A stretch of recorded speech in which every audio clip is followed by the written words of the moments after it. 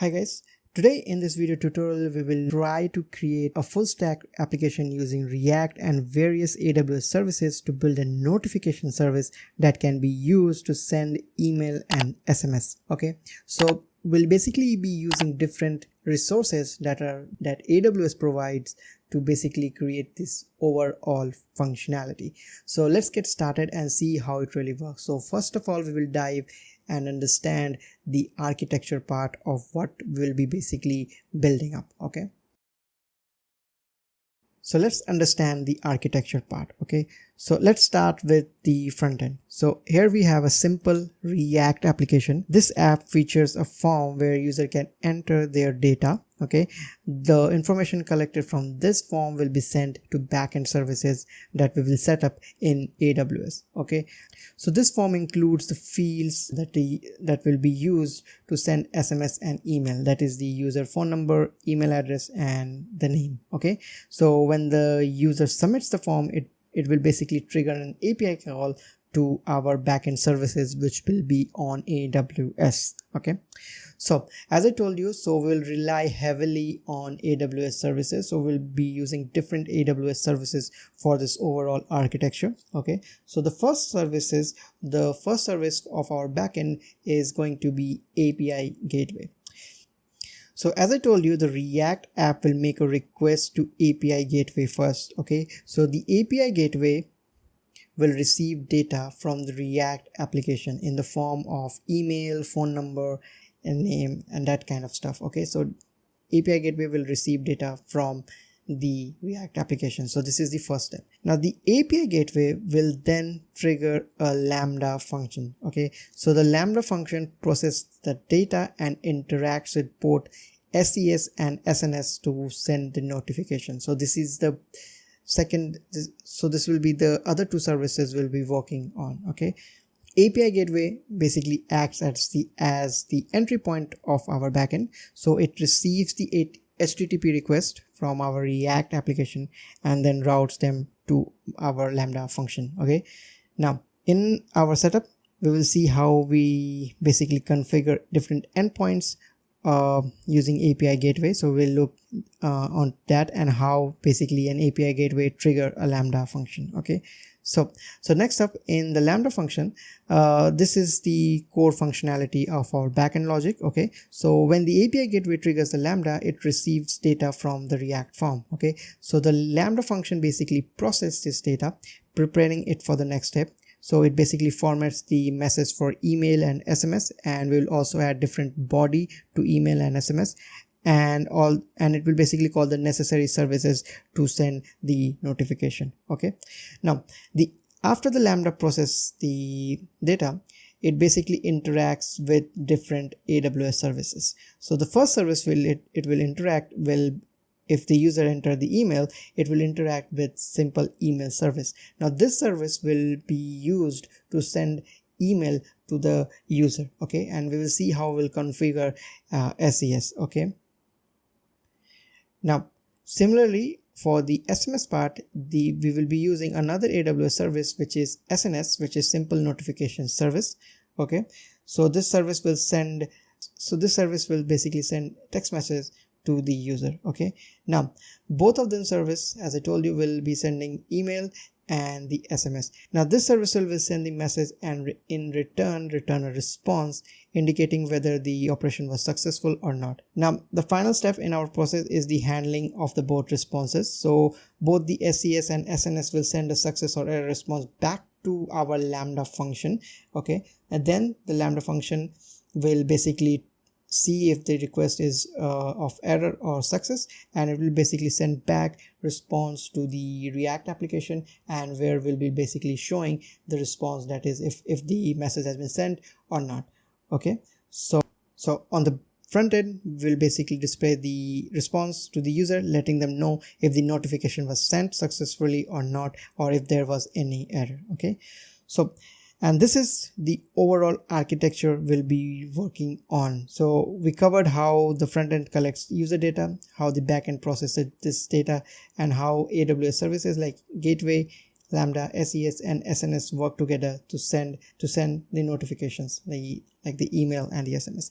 Now To deploy all this AWS services, that is the gateway, Lambda, SES and SNS, will basically use another AWS service, which is Cloudformation. So we'll deploy all the services using Cloudformation or IAC. So we'll understand what is IAC, Cloudformation, and how we basically deploy services using Cloudformation. So this is the overall architecture we'll be working on. So this is going to be a very hands-on approach. So we'll see how different services, how different AWS services basically combines together and create a full stack application. So we'll see that. Okay, so this is going to be a long video. For your reference, I will provide chapters so you can easily access all the relevant part of the videos. So without wasting any further time, let's get started with the video and hope you will like it. So yeah, let's get started. So as you can see, we have two directories here. The first one is BE and the second one is FE. Okay, so BE is basically the backend stuff and FE is basically the front end stuff or the client stuff. Okay, our architecture consists of two main components, that is the front end and the back end. The front end, as I told you, is a React application which is basically designed using Material UI and a simple form to collect user input. So we will not dive too much into how React works and all those stuff. If you don't know about React, that is totally okay. I will tell you everything from scratch. Basically, we will not dive deep into the front end code. Just think of front end is a place where we can access user input. Okay, so let me give you a little bit of what type of components and what are the stuff we are using in front end. So when you open the front end directory, you will find a React application inside it. Okay, so if you go to source and if you go to components, these are the components which is basically rendered on the screen. So we have app, error message to handle error message, then we have form to basically collect data from the user, then we have the loader which basically shows a loading mask when the API is on pending state, and then we have status for different status or that is being returned from the backend. Okay, so let us see what we have in form.js. So this is the main file which basically renders a form onto the React component onto the browser. Okay, so it basically got different input fields like the first name, last name, email, phone and password. Okay, and then we have a button. So what will happen when the user fills all the form fields? He will click on the submit, and that submit will basically call the backend server, which is basically the API gateway, and then the Lambda, and then the SES and SNS. Okay, so let me run this front end and give you an overview of the application. This will help you to visualize what we are working on. Okay, to do that, we first need to go to the FE directory in which our front end code resides, and inside that we will use npm start to start the development server. Okay, so as you can see, this is a simple React application rendering different form fields from where user can fill his or her information, and that can be used in our backend server like the first name, last name, email and phone number. So if he fills the email will be going to be on this email, and the phone number the OTP or the text message will be sent on this number. So this is the basic React application which we'll be working on. Okay, now let's go to the backend part, which is the most important one of this. So as I told you, we will not dive that much inside front end because front end is just this form showing all the fields and all the stuff. Okay, so let's go to the backend part. Let me close this. On the backend side, we have 3 files and a source directory. Okay, inside the source directory we will find our Lambda function, but let's talk about the other files in the directory, these 3 files. Okay, so this is the cfstack YAML file. This file contains all the details of our infrastructure, from API Gateway to Lambda function to SES, SNS and all the stuff. We will be putting it here. Okay, then we have a command file, that is a simple text file which contains some handy commands that we can use to package our Lambda function and deploy our Cloudformation stack. This is just for reference purpose that we can use. Okay, and the final CF stack is basically the output of the stack which we are creating. So when we create the stack using CloudFormation, the output will be available in this file. Is essential for tracking the resources that was created using the CloudFormation. Okay, so before starting the CloudFormation and understanding the stack, let me give you a brief overview of what CloudFormation is, and then we will understand the CF stack file. Okay, so before we dive into CloudFormation, let's go back a bit and understand about IAC. Okay, so IAC is probably the best way to manage and deploy modern cloud infrastructures. Okay, so infrastructure as code, or IAC, is the practice of managing and provisioning computing infrastructure through like machine readable files rather than physical hardware configuration or interactive configuration tools. So in simple terms, it's like writing a recipe for your infrastructure. Instead of manually setting up servers, database, and networking components, you basically define them in your code base. Okay, so there are server tools available for IAC like Terraform, CloudFormation, and Azure Resource Manager. But as we are working with AWS services, we'll be using CloudFormation for this. Now, if you want to learn more about Terraform, I have a dedicated video made for Terraform. You can check that out. I will put the link in the top or in the description. You can check that out. Okay. Now, with CloudFormation, you can basically define your infrastructure using template file written in either JSON or YAML. The template file specifies the resources you need, the configuration, and the dependency, if any, between them. So this is what the cfstack.yaml file is. Now, the beauty of infrastructure as code is that it is very consistent. You can version control your infrastructure like you do with your application code, like you can maintain it into SVMs, okay, which basically make it easier to manage and collaborate with our team members. Okay, whether you are managing a single server application or a complex microservice architecture, IAC simplifies the deployment and the management process, saving you time and reducing the risk of human error. Now, I will give you a simple example of how IAC really shines. You have given a task to deploy an EC2 server. What we generally do is basically go to AWS console, select the roles, select the IAM instance, select the AMI machine, select the storage type, select the application tier and all those stuff. And that way we can launch one instance. Now, what if the task is to like launch thousands of instances at one go, and even that delete those or terminate those instances at one go? So using CloudFormation or the code part, you can basically do that very easily. So we will see that how we are doing it. Okay, so if you find CloudFormation a little bit of an overwhelming subject, and if you're new to CloudFormation, don't worry, I have a separate video on my channel that dives deep into this topic. If you like that, I will put that link in the description to check it out. Okay, we can write CloudFormation stack using YAML or JSON. So here we are using YAML for that. So this is the file we will be working on. Tear it down one by one and understand what everything is written up here. So let me fold all this first. So the first thing is the AWS template format version. So it basically specifies the CloudFormation template version. Okay, then we have description, basically provides the description of the CloudFormation stack. Okay, then we have these three configurations. Okay, so resources are the one of the most important one. Okay, and then we have parameters and the outputs. So these both are optional, but resources is required. Okay, so let's go down and understand one by one. Okay, so if you go to parameters, and you can see we have three parameters here. Okay, so parameters are basically like an input parameters or variables for CloudFormation stack.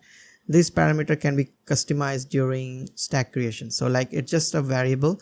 It basically have the type, the default, if not provided, it will set to div, and a little bit of description. So we are using three of them. Okay, so as you can see, I have provided the default email for the verified email part that will be using SES service. Okay, the next thing is output. We will look on the resources later on. So let's understand the output. So output is basically provide information about the stack you created and that you might need once it's created. Now they act as the return values of the Cloudformation stack. For example, the template we are working on, I have defined different outputs like the API Gateway invoked URL, Lambda ARN and topic ARN. So they will basically show on the console on what resources and the location of the resources that is deployed on the AWS. So these are the outputs. Okay, the next thing is resources. Now let's understand the resources part. Okay, so as I told you, resources is the required part in all of the Cloudformation stack. Okay, so resources are the way to define the stack. Okay, so it basically used to make all of your stacks or the infrastructure which you will be using onto the AWS. Okay, so these resources are basically logical in a way, and then after the resources are created, they are converted into physical resources that we will see when we go back to the console. Okay, so let's understand a little bit about different resources we are using. Okay, so as you can see, we have multiple resources here. So let us go through all of them one by one. Okay, so the first one is notification log group. So this notification log group is a resource which creates a CloudWatch log for storing logs generated by the AWS Lambda function. Okay, so it basically helps to store Lambda function logs onto this location, onto this log group name, so it will be easier us to filter using the name of the function. Okay, so this is the log group. Then we have the execution role. So it basically defines an IAM role for the Lambda function, and it's basically granting it necessary permission to interact with AWS services on behalf of yourself. Okay, so as you can see, we have an assume role here, and then we have a way to basically write logs to that function log. Okay, then we have some policies regarding the SNS to allow SNS functionality, and then we have some functionality related to SES, which basically allows Lambda to make requests to SES and SNS. So this is the Lambda execution role. Then we have the main function here. So this is the way to define a Lambda function in Cloudformation. So as you can see, the type is the Lambda function. Then we have the handler, which basically is the location of the handler onto your current local system, which is inside SRC, and then this one. Okay, and after that we have a function which is get attribute. It basically get the attribute of the Lambda execution role. So the output coming from this Lambda execution role will be put inside this place, so the role will be assigned here. Okay, think of it like this. It will basically copy the role and put the ARN of it here. Okay, something like that. Then we are using the runtime, which is we are using Node.js for it. After that we have some variables, like if you want to define some environment variables, we can add it here. And then we have depends on. So it basically states that if these two resources are ready, then only this will work. Okay, so we need Lambda execution role before the Lambda function really works. Okay, so this is the Lambda function resource. Then we have next is the API Gateway resources. Okay, so for the first one is the API permission. So we basically grant different permission, provide Lambda permission to use the REST API Gateway. Then we have the notification resource. So it basically consists of the path which we defined. As you remember, in the front end part we have a path defined there. If you go to files and then form, you can see we have a path here. So it basically have the endpoint. Okay, so this is defining the endpoint. Then we have notification get method to basically hit the get method, and then we have send SMS, which is basically the post method where our React application will hit as a request, and this will basically forward the request to the Lambda function. Okay. Then we have different resources for SES and SNS. For SNS we have this topic which we create using SNS topic type, and then we'll get the notification function ARN and we put that in the endpoint. Also we get the topic name from the notification stage parameter. So as I told you, a stage parameter is kind of a variable, and that is we describe in the parameter block over here. Okay, and we have send email. So this is the resource we are using to send SMS, and we are adding the email identity here. So AWS SES email identity, and again we are using the ref keyword here, which is a generic function in Cloudformation that you can use to reference different values. Currently we are using verified email, which is again defined in the parameters. Okay, so this one. And this is the API Gateway deployment, and it basically depends on all the other services, then only this gets deployed. Then we have topic policy, which is basically using your account ID as in source ARN to basically create and use SNS topic. Okay, so this account ID must be available on your local system. If you are working with AWS, you must have used AWS configure on your local system to add that account ID, access key, and all those stuff. So it will basically fetch that from here. This is the overall Cloudformation stack which we'll be working on.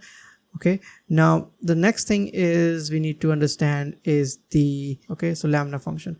So if you open up the Lambda function, let us understand this file as well. So as you can see, we are requiring the AWS SDK. Okay, then we have the function block here, and inside that function block I have defined the OTP, which is hard coded currently. Then I define the region, and then I am launching a new instance of AWS SNS and SES from the AWS SDK.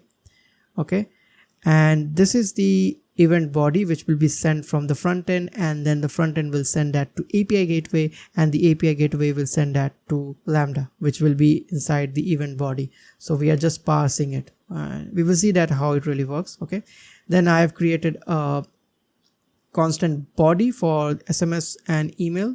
Okay, so it will be sent to, this body will be sent to email, and this one will be sent to the text message. Okay, then this is basic JavaScript where I define some promises and responses. So if the phone number is available, so what we'll do is basically push this SNS publish to the promise. Okay, and inside that we are using the phone number which are provided by the user while putting up the form, and the same phone number we are using it here. Okay, but if you're working with a production level application, you must have a different number here, the string value. So we are working as in a development mode, we'll be using the same number which is defined, which we will be defining as a sandbox number shown in the AWS console. So for this development purpose, we'll be using the same phone number for both of them. Okay, so if the response is correct, like the SMS has been sent, we will be getting the message ID which will be sent back to the front end. Okay, and if there is some issue or there is some error,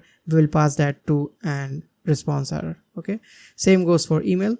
As you can see, we are using the source email, and the email body we are getting it from here. Okay, and the subject and all the stuff are defined up here. And same for the email, we are using the development email or the sandbox email because we cannot send multiple emails in the development mode, and if you want to go to the production mode, you need to ask AWS to allow you to do that. Okay, so we'll see how we really configure all this stuff in a bit. And the response part is the same. If the message ID comes from the SES, it basically shows that the email was successfully sent. Okay, and then we are just returning the response back to the front end. Okay, so this is the code part of the Lambda service. Now let us deploy this Lambda and the Cloudformation stack onto AWS. So let's begin on deploying the application. Okay, so let me zoom it a bit. Okay, so as you remember, we have some commands written that we can use to basically deploy and upload the S3 and the Cloudformation stack onto AWS.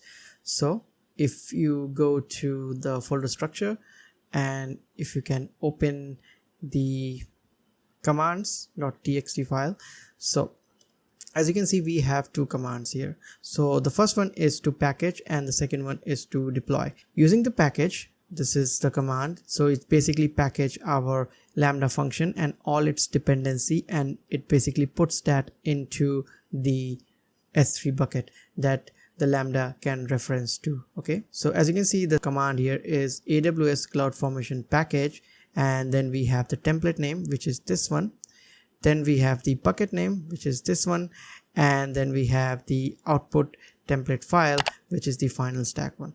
Okay, so all this stuff will be uploaded to S3.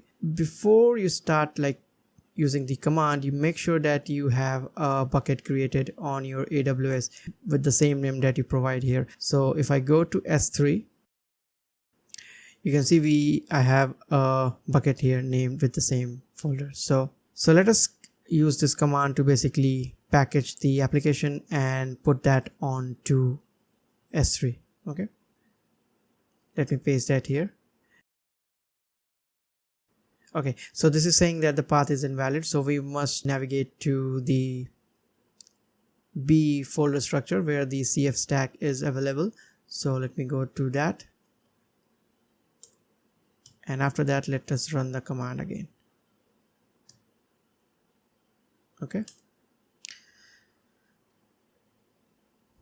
now as you can see, it is basically uploading the package and dependencies and all the stuff onto S3. So as you can see, it's uploaded successfully. Okay, if something went wrong, you will find the error message here.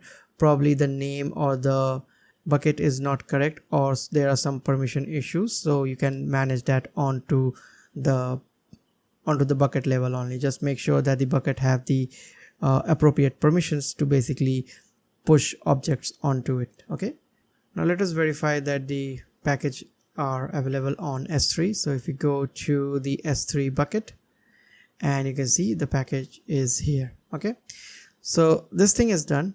Now the second command we have is to basically deploy all the resources. Okay, so as you can read, go through this command, you can see that the command says deploy and the template file and the stack name and the capabilities. I'm using IAM, so it basically runs on the IAM policies, and then I have provided some tags so that we can basically filter out different stacks if we have multiples running on.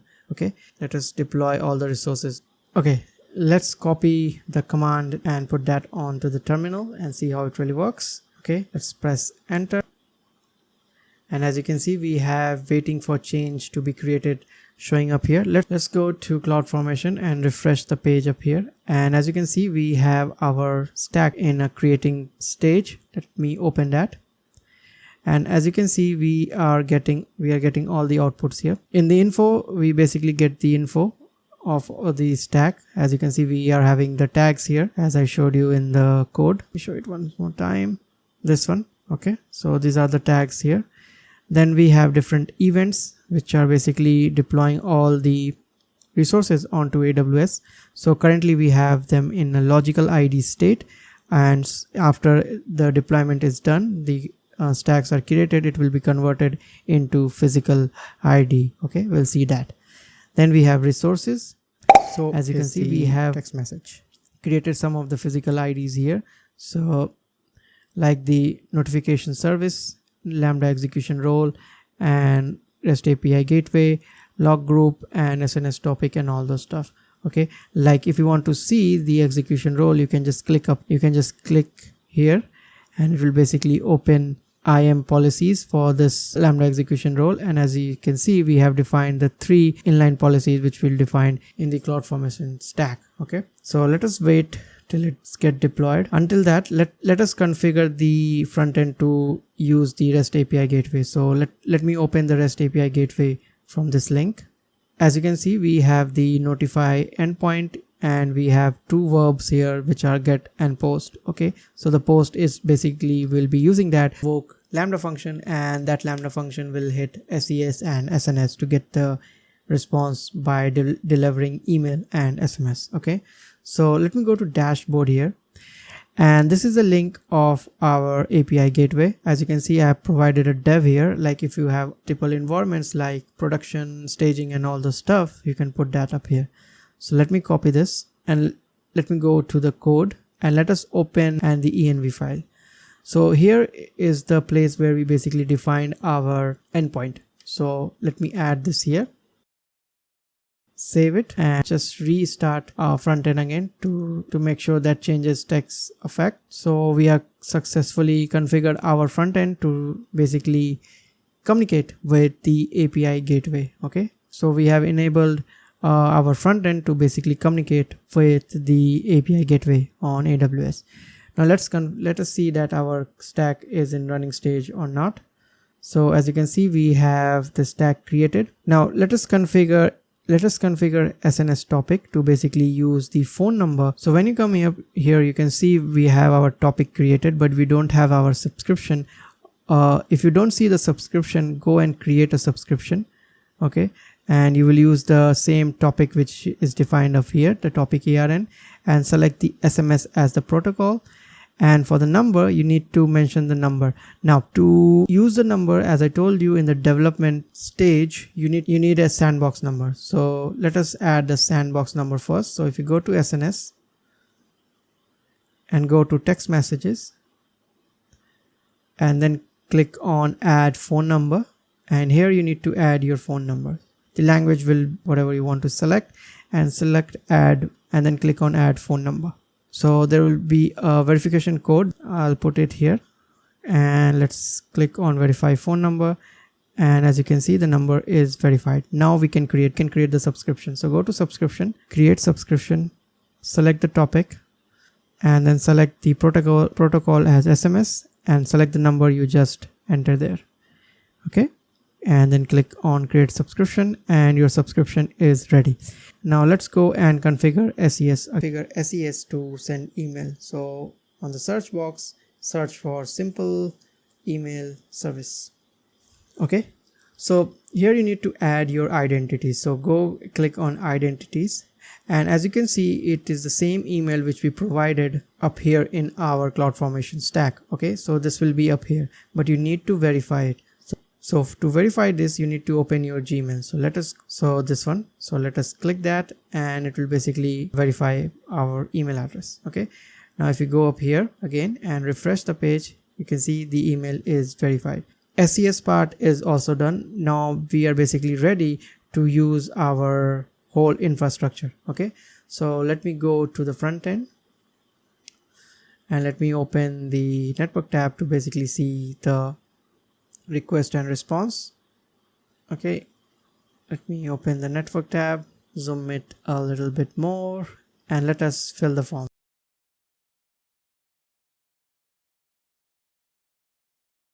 Okay, now let us click your free trial to send a request from the front end to the API gateway first. Okay, so as you can see, we are getting some error here. So let us see what kind of error it is. Okay, so as I can see, we are getting the CORS error. So basically using API gateway, we need to enable CORS on our API gateway to accept request from the front end. So let me go back again to API gateway, open resources, click on the notify resource, and here you can see we have an option to enable CORS. Just click on it and select the post as well as the get. Click save, close this up, and let's redeploy the API so that the changes can take place. Redeploy it, and it does not change your endpoint, it will be same, only the configuration has been redeployed. Okay, so let's go back to front end and try it one more time.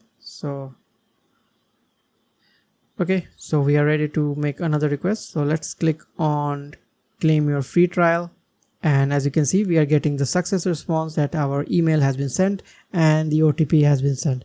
Now if you check your email, you can see that the email has been received from AWS. So this is how you deploy a full notification service using AWS services like Lambda, API Gateway, SES and SNS. Okay, to avoid some charges, let us pull down all the resources which we deployed so that we are not charged for anything. So let's go to Cloudformation here, and you can see we have a delete button here. You can simply click on that, and as you can see, it is mentioning that all the resources will be deleted permanently. So yeah, we want that. So this is why I used Cloudformation, so it will be easier for us to monitor what resource we are deploying and how we are deploying it, and it is very easier to pull all the resources to the deleted state. So click on delete and it will start the deleting process. It will take us some time and it will basically pull down all the resources which we defined in the stack file, and it will basically delete all those resources. So I hope you liked the video. Please, if you like this type of content, please feel free to subscribe, and we'll see you next time.